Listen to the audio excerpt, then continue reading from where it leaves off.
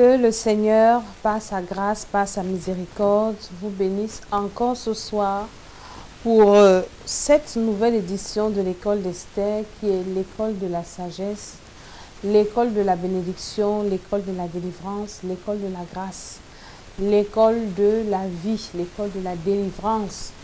Nous sommes là ce soir pour une nouvelle édition dans la grâce de Dieu. Une nouvelle édition sur notre thème, la délivrance. Et dans des précédentes émissions, j'ai pris quand même la peine, par la grâce de Dieu, d'expliquer ce que c'est que la délivrance et le bien fondé de la délivrance. Ce soir encore, nous allons parler maintenant de la délivrance de liens ancestraux. Mais avant de commencer, nous allons un peu adorer le Seigneur parce qu'il est digne d'adoration, il est digne de louange dans le nom de Jésus-Christ de Nazareth.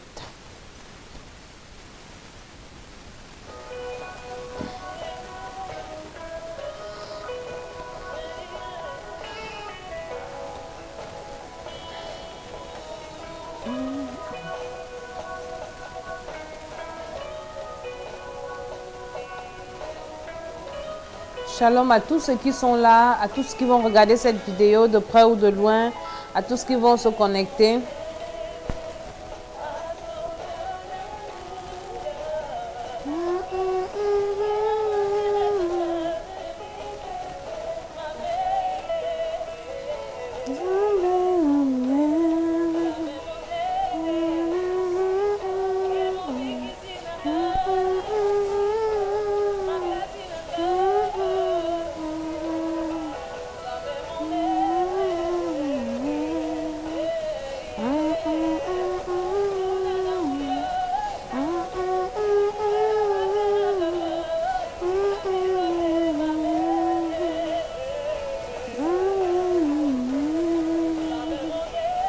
Zambé Mounene veut dire le Dieu qui est grand. Je crois bien que c'est ça.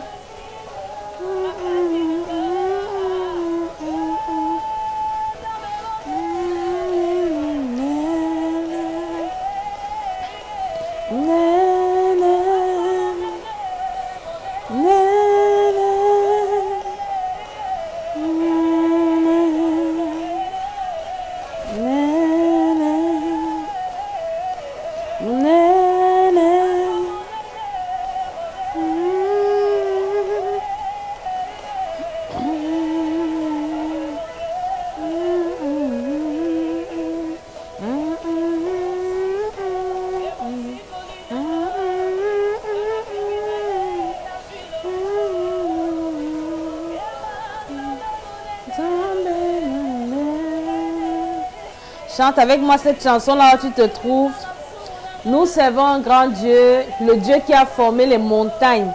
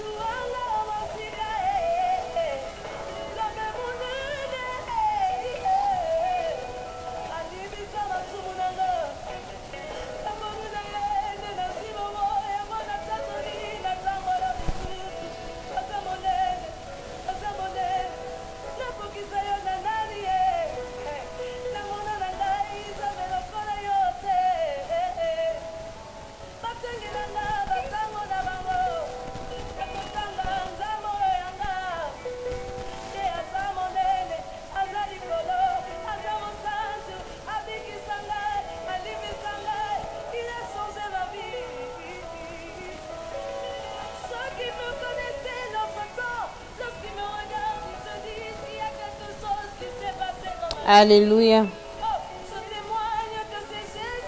Amen.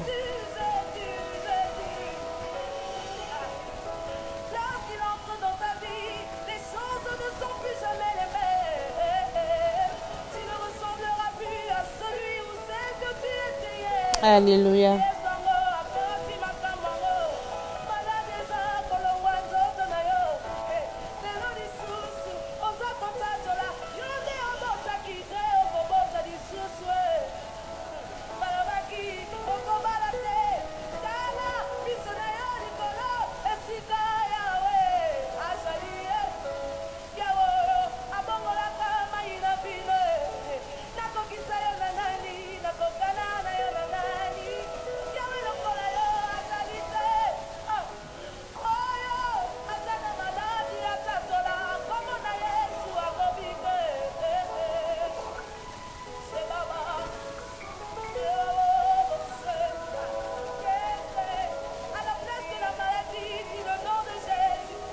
Amen.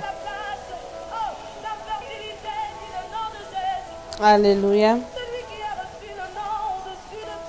C'est lui qui a reçu le nom au-dessus de tous les noms. Amen. Alléluia.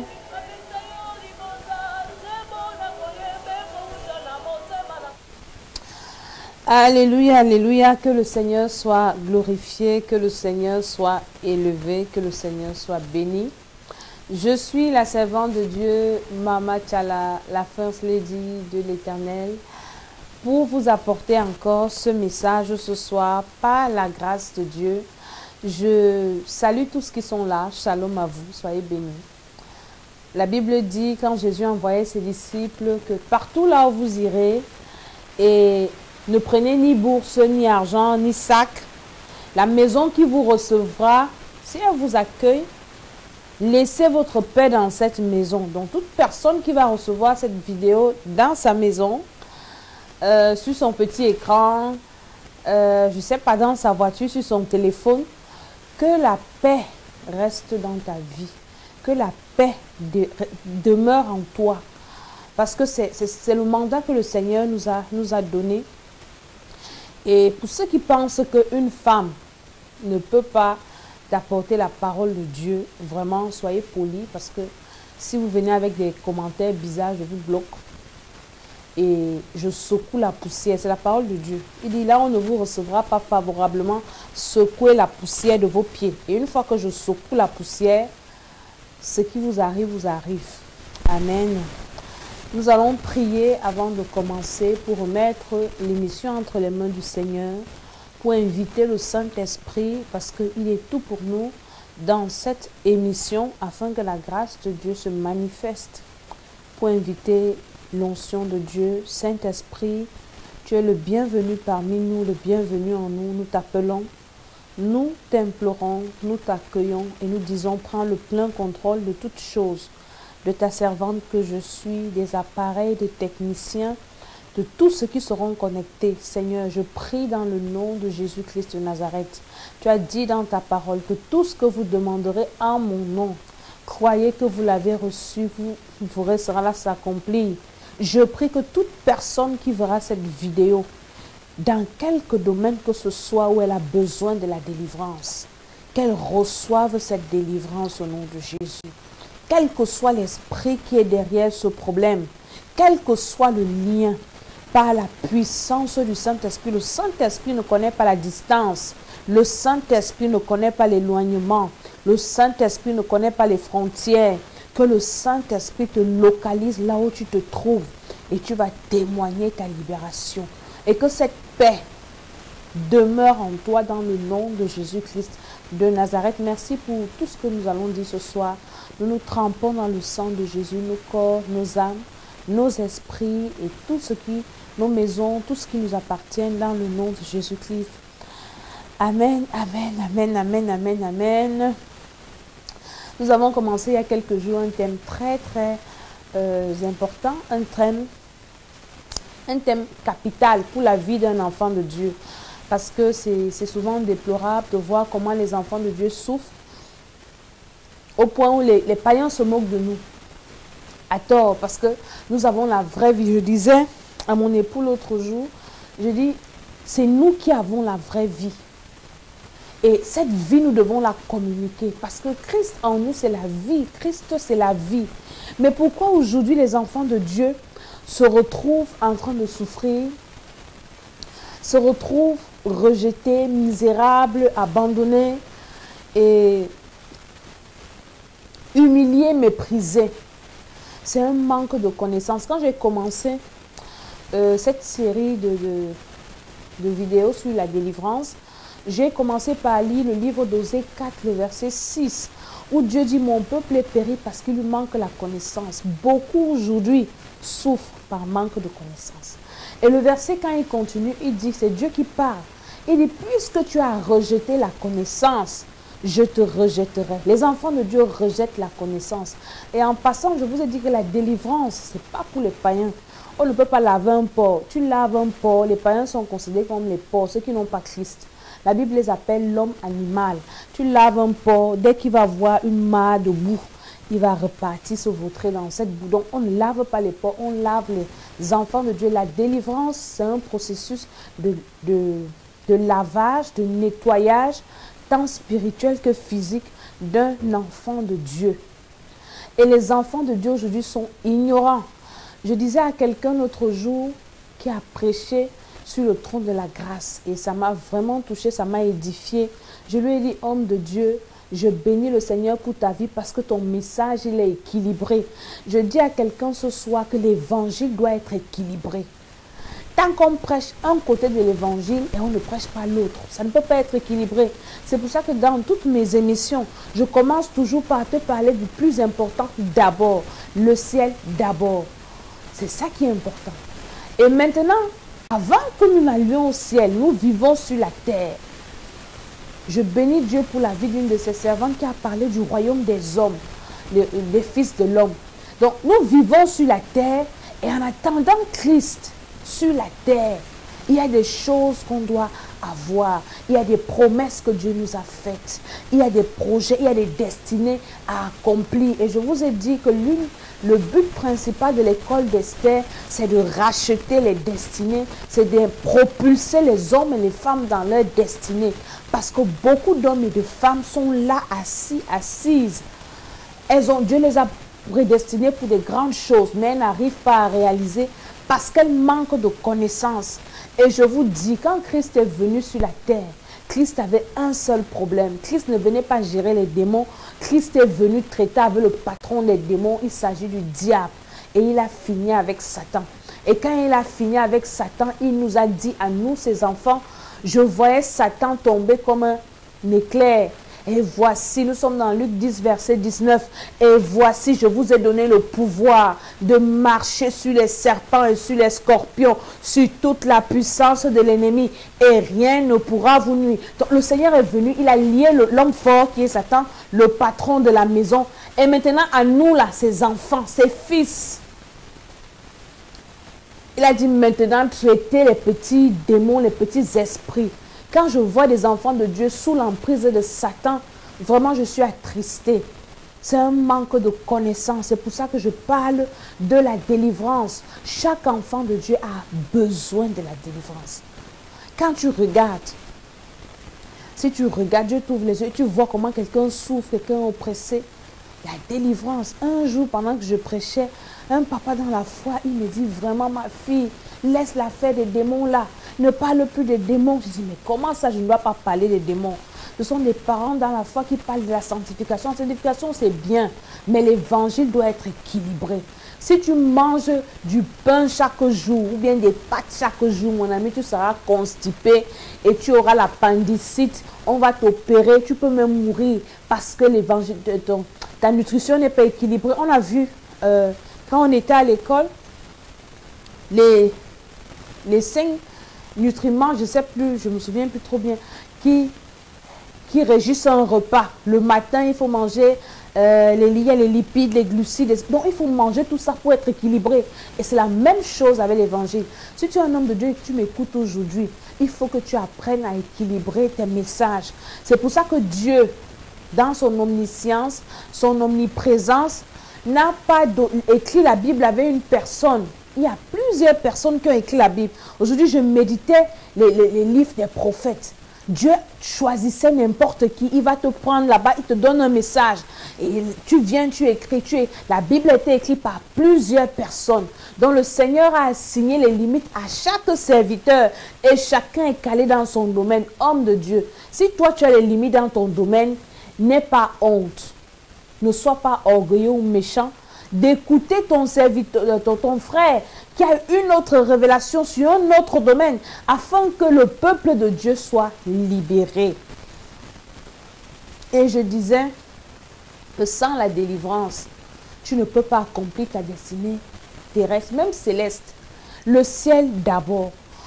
Une fois que tu es sur la terre, je le dirai toujours, n'oublie jamais que tu es en train d'aller quelque part.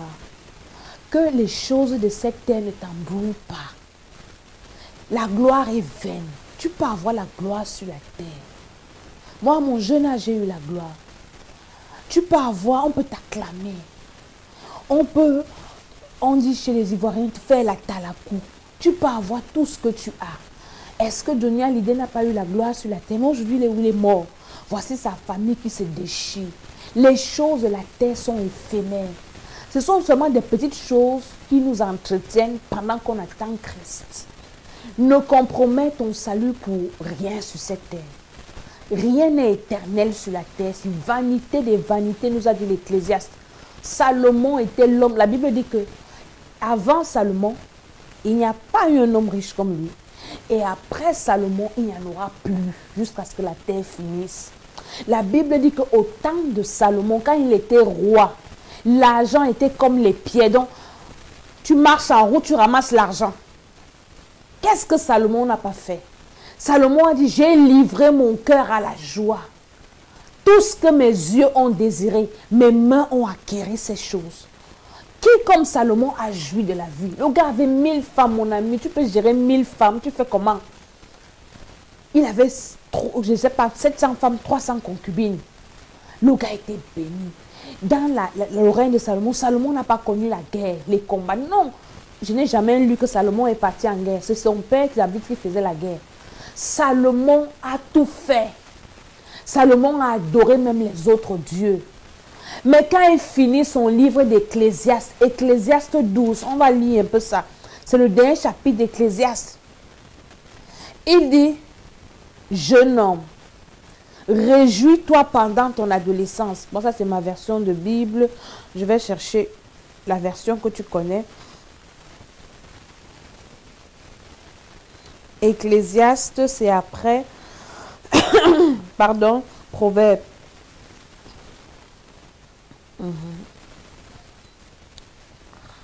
C'est bizarre quand même. Donc, dans ma Bible, c'est le verset 11 à partir du verset 9, chapitre 11 à partir du verset 9, il dit, jeune homme, réjouis-toi pendant ton adolescence, que ton cœur te rende heureux pendant les jours de ta jeunesse. Marche dans les voies de ton cœur et selon les regards de tes yeux. Mais sache que pour tout cela, Dieu te fera venir en jugement. Écarte de ton cœur le tracas et éloigne le mal de ton corps, car l'adolescence et l'aurore sont fatigués. Mais souviens-toi de ton Créateur pendant les jours de ta jeunesse, avant que les jours du malheur viennent et que les années soient proches, dont tu diras, je n'y trouve aucun agrément. Salomon a eu tout le bien de la terre. C'est un roi. D'abord, Dieu l'avait béni, il avait la sagesse. Il n'avait pas de problème, il n'avait pas de guerre. Le gars était riche. Il a fait tout ce qu'il a fait. Mais à la fin de sa vie, Salomon a trouvé que tout ça là, il n'y a rien de nouveau sous le soleil. Ce qui est a déjà été et ça va passer. Il dit, quel bonheur tu peux avoir, tu amasses. Après tu vas mourir, quelqu'un d'autre va jouir de ta richesse. Bien aimé, c'est une façon de te dire que sur cette terre, réjouis-toi seulement, c'est-à-dire que tout ce que tu as ne t'embrouille pas. Sache que tu es en train d'aller quelque part. Il y a des personnes, quand elles vont venir ici, elles vont commencer à me raconter des histoires. Oh, votre Christ là n'existe pas. Il n'y a pas une vie après la mort. Il y a une vie. La vraie vie et la vraie mort commencent après la mort. Et c'est maintenant que tu prépares ça. En recevant Jésus comme ton Seigneur et Sauveur. Et en marchant dans ses voies. C'est quand tu es sur la terre que tu peux encore décider. Parce que quand tu es sur la terre, tu as encore la possibilité de te repentir. À moins que tu n'aies péché contre le Saint-Esprit. C'est pour ça que je prie pour toi qui me regarde, que le Seigneur te préserve du péché contre le Saint-Esprit. Au nom de Jésus-Christ de Nazareth. Une fois que tu es mort, c'est fini. On ne peut plus prier pour toi, on ne peut plus décider pour toi. Ton sort est scellé. Ce n'est pas la blague. Ce n'est pas le jeu, c'est vrai. Ce que je suis en train de te dire là. Le ciel existe, l'enfer existe. Et quelqu'un, je crois que c'était il y a 2 jours, je parlais avec quelqu'un, un homme de Dieu, et je lui disais, on parlait sur l'enfer, je lui dis, mon homme de Dieu, les gens qui iront en enfer, ce sont les gens qui seront morts sans s'être repentis. Point barre. Quel que soit le péché que tu auras commis, tu meurs dans ton péché, tu vas en enfer. Et pour se repentir, il faut être enfant de Dieu. Dieu ne pardonne que les péchés de ses enfants. Donc si tu n'es pas enfant de Dieu, Dieu ne va pas pardonner. Il ne te connaît pas, il ne va pas pardonner ton péché. Donc tu seras condamné à mourir dans tes péchés.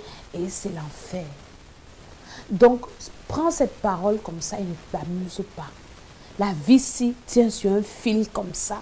Tu ne sais pas, tu peux te lever le matin, tu es en forme. Le soir, tu commences à avoir froid, tu es parti. Qu'est-ce qui s'est passé? On ne sait pas. On dit, ah, courte maladie. Oh, elle avait seulement mal à la tête. C'est un bouton qui est sorti sur sa main.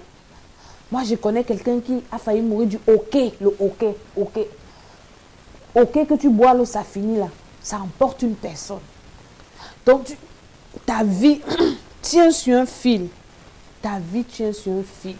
Confie ta vie au Seigneur Jésus-Christ. Approche-toi du trône de la grâce. Dis au Seigneur, Seigneur, je reconnais que je suis une créature. Je vois les gens qui insultent Dieu, ça m'amuse. Et j'aime quand je lis la parole de Dieu, quand le Seigneur parlait à Job, quand Job se plaignait, quand Job a eu ses problèmes, et puis Dieu est venu, il a demandé à Job, Job, aujourd'hui tu me dis que tu es juste. Quand je créais la terre, tu étais où? Quand je posais les limites à la mer, Job, tu étais où? Et tout à l'heure, j'ai encore lu, je crois, dans le livre d'Abdias. Je crois que c'était Abdias.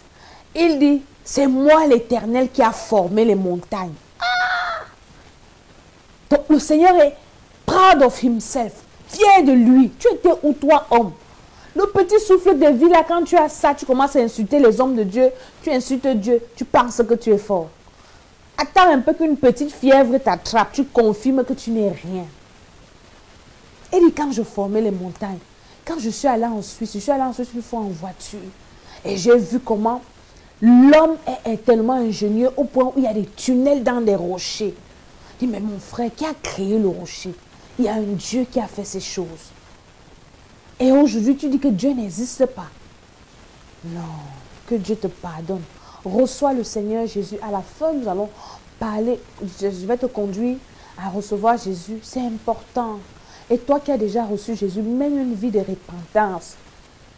Tous les péchés peuvent t'amener en enfer. Je ne vais pas te dire qu'il y a tel péché qui va t'amener, l'autre ne va pas t'amener. La personne qui va aller en enfer, c'est la personne qui va mourir dans son péché, ou bien que le Seigneur Jésus viendra trouver dans son péché.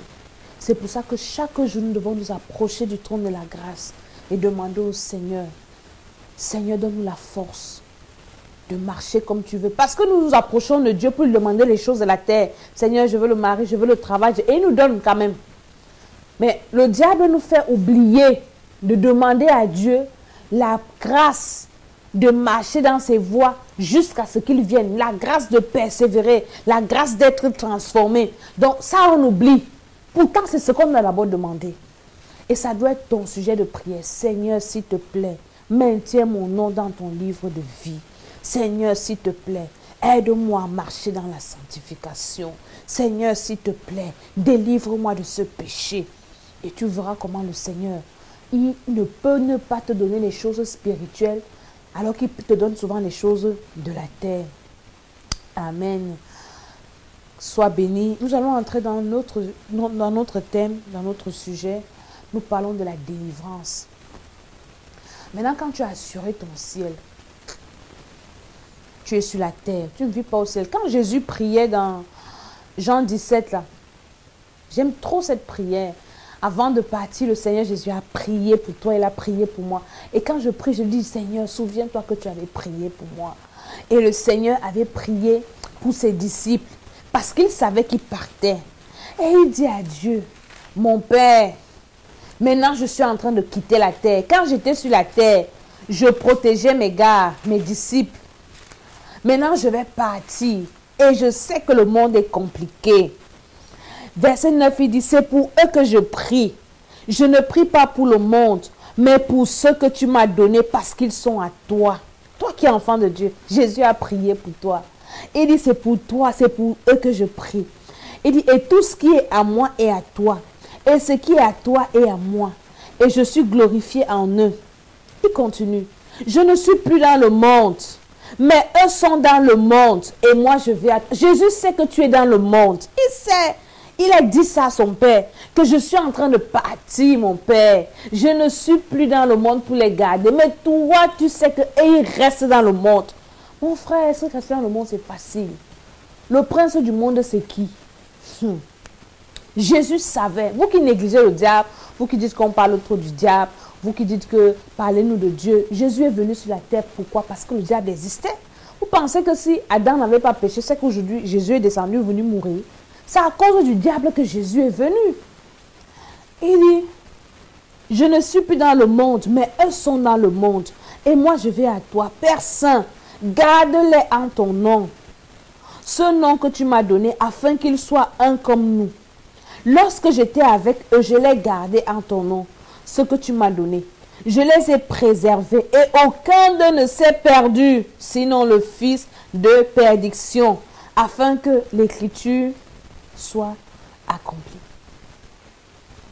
Aucun d'eux ne s'est perdu. C'est Jean 17, à partir du verset 9. Toute la prière de Jésus, la prière sacerdotale, c'est le Jean 17. Jésus sait que tu es dans le monde. Et il a prié. Il a prié. Verset 14 dit, je leur ai donné ta parole et le monde les a haïs parce qu'ils ne sont pas dans le monde comme moi je ne suis pas du monde. Nous ne sommes pas du monde, mais nous sommes encore dans le monde. Il dit, je ne te prie pas de les ôter du monde, mais de les garder du malin. Nous sommes encore dans le monde. Et Jésus a prié, il a dit à Dieu de ne pas nous ôter. On ne va pas aller vivre en dehors du monde, on est là-dedans. Mais Jésus a demandé à son Père de nous garder du malin. Il dit, je ne te prie pas de les ôter du monde, mais de les garder du malin. Ils ne sont pas du monde, comme moi je ne suis pas du monde.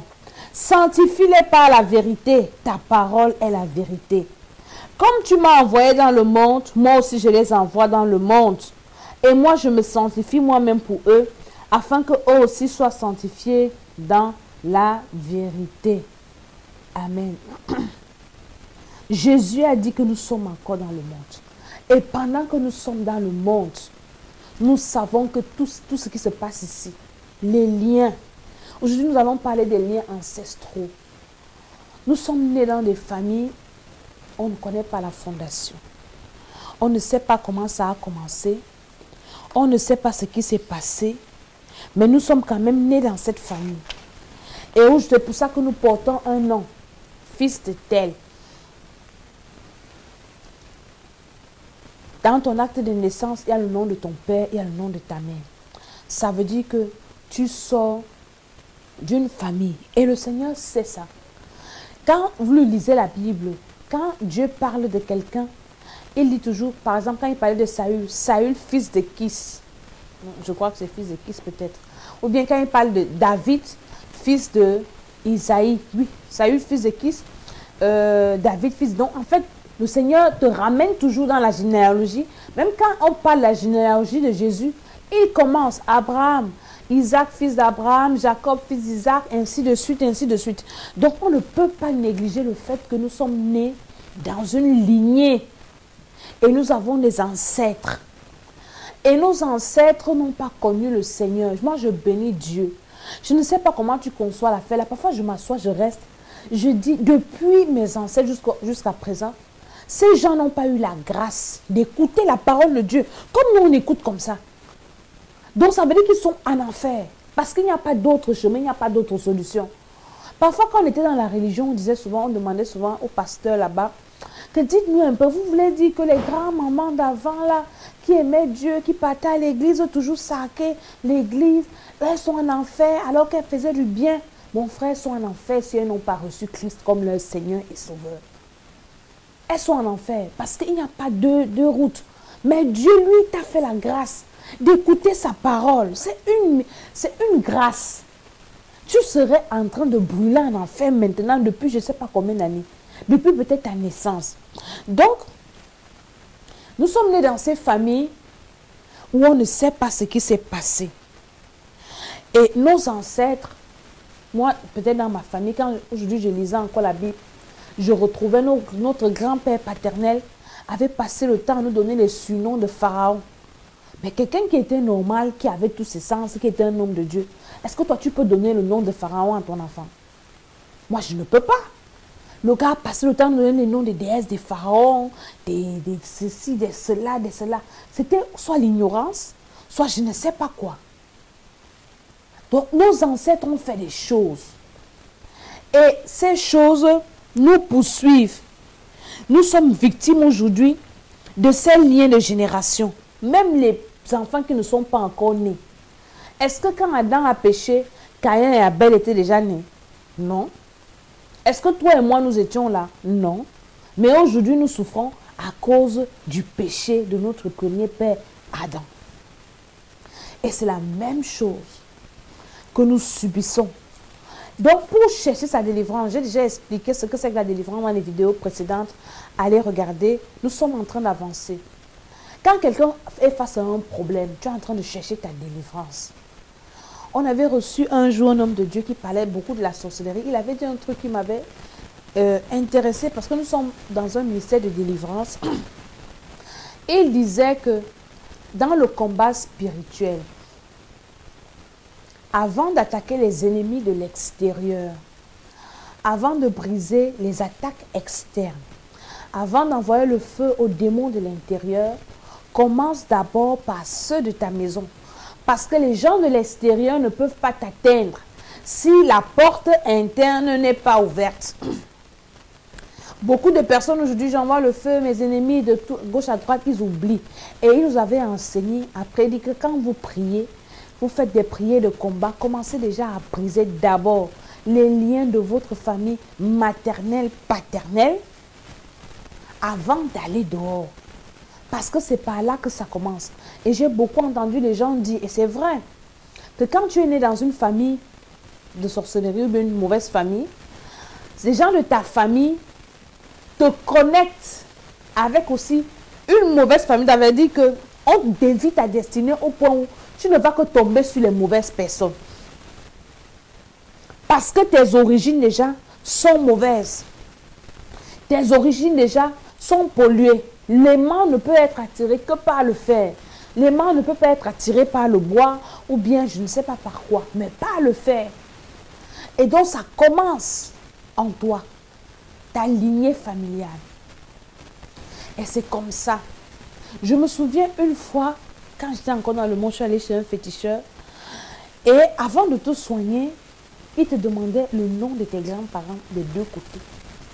C'est quand j'ai reçu le Seigneur et que j'ai fait la cure d'âme, j'ai compris que quand il te demande les noms de tes parents comme ça, il est en train de vouloir chercher les connexions de sorcellerie pour voir les hôtels, pour voir ce qui se passe dans ta famille, pour voir les alliances que tes ancêtres avaient fait pour te connecter.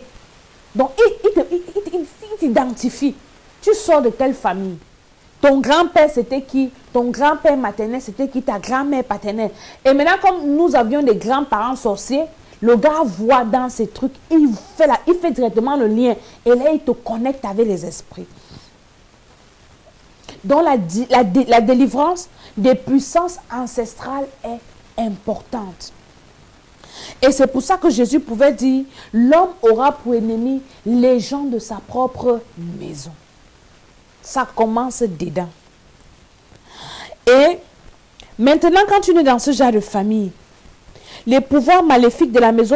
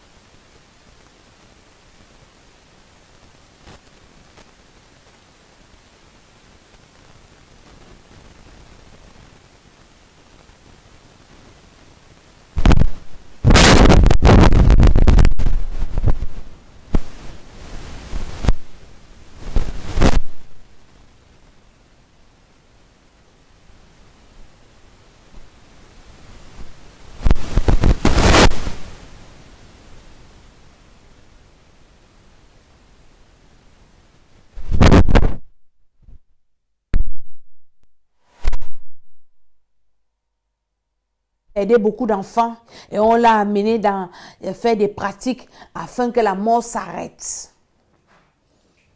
Depuis quand le diable donne les enfants? Depuis quand?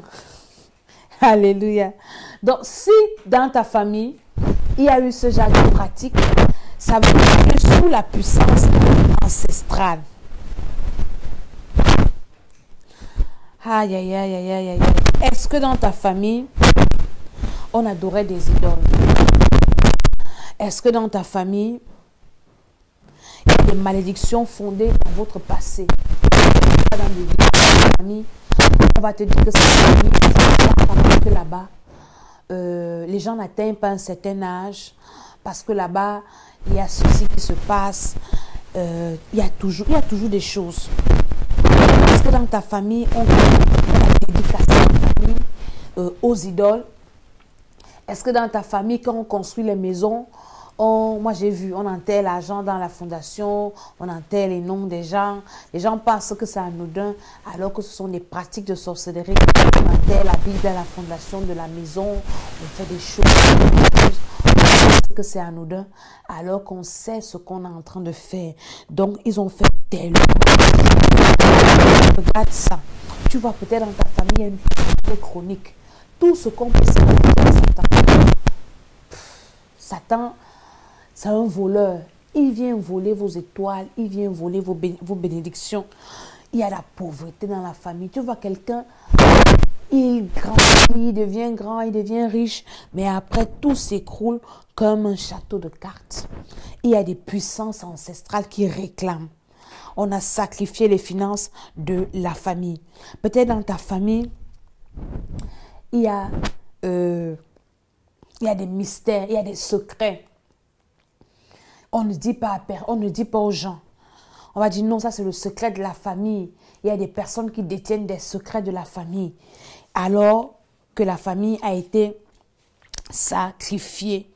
Donc quand tu as déjà, je vais m'arrêter là pour ces quelques signes, tu essaies de regarder tout ce qui se passe. Il y a des familles divisées où les gens ne s'entendent pas. Deux frères ne peuvent pas s'asseoir ensemble et parler le même langage. Ça va finir par des bagarres. On te dit que les gens s'y sont sortis du même ventre. Tu te demandes qu'est-ce qui se passe. Ils sont ennemis à vie. Ça veut dire qu'il y a des puissances ancestrales contre vous qui vous empêchent de vous entendre. Parce que si vous vous entendez, vous pouvez renverser ces esprits. Vous pouvez être délivré de ces prisons. Il y a beaucoup de choses. Je ne sais pas comment ça se passe un peu partout, mais toi-même tu sais ce qui se passe dans ta famille, ce qui se passe dans ta vie, ce qui se passe autour de toi. Toutes ces pratiques qui influencent ta destinée. Et ces choses, quand tu es victime de ces choses, comment est-ce que ta vie peut être gaie? Comment est-ce que tu peux vivre le bonheur? Comment est-ce que ta destinée peut être épanouie? C'est pas possible. Alors tu as besoin de la délivrance. Et quelqu'un va me dire que non, ce sont les péchés des ancêtres. Moi, je n'ai pas péché. Je vais te lire la parole de Dieu. La parole de Dieu est trop claire. Quand les enfants d'Israël avaient péché contre Dieu et ils se retrouvaient dans des problèmes, dans des situations difficiles, quand ils revenaient à Dieu, parce que le tout avec Dieu, Dieu veut seulement qu'on revienne. Le Seigneur, même quand il a des projets de détruire, de destruction de son peuple, à un moment, il veut seulement que tu reviennes. C'est un papa miséricordieux, riche en bonté, riche en miséricorde. Il a seulement besoin que tu reconnaisses ta faute et que tu reviennes à lui. Et chaque fois qu'Israël reconnaissait sa faute et revenait au Seigneur, ils ne confessaient pas seulement leurs péchés à eux, mais ils venaient confesser également les péchés de leurs ancêtres. Nous sommes là dans 2 Chroniques chapitre 29 à partir du verset 6. C'est le roi Ézéchiel, un roi très bien que j'aime beaucoup dans la Bible. La Bible dit qu'il n'y a pas eu un roi comme Ézéchias qui a mis toute sa confiance en Dieu avant et après. Ézéchias était roi, mais il ne faisait pas cas de lui. Il aimait son Dieu et il se confiait à Dieu. Et il a eu un problème. Et après, maintenant, il est reparti vers Dieu. Le verset 5 dit quoi? Nous sommes au chapitre 29 du 2 Chroniques, qui dit, et leur dit, écoutez-moi, Lévites.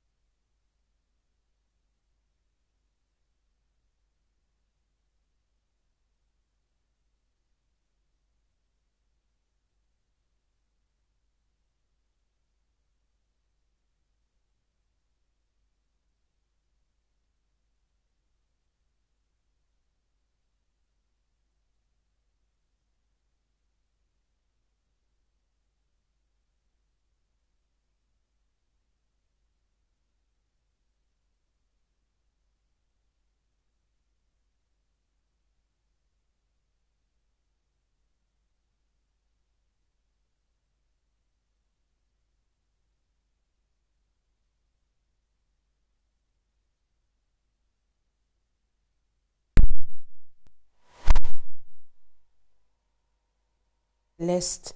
Dans le nom de Jésus-Christ, je te demande pardon pour les péchés, le péché originel, le péché d'Adam, les péchés de mes ancêtres et mes péchés personnels. Que ton sang me lave. Seigneur Jésus, écris mon nom dans ton livre de vie. À partir de ce soir, je veux t'appartenir. Je suis un enfant de Dieu. Je renonce à Satan et à tous ses agents et je déclare que Christ en moi, c'est l'espérance de la gloire. Seigneur Jésus, merci parce que tu m'acceptes. Au nom de Jésus-Christ. Amen. Et moi, je prie pour toi qui as fait cette prière, que le sang de Jésus te couvre là où tu es.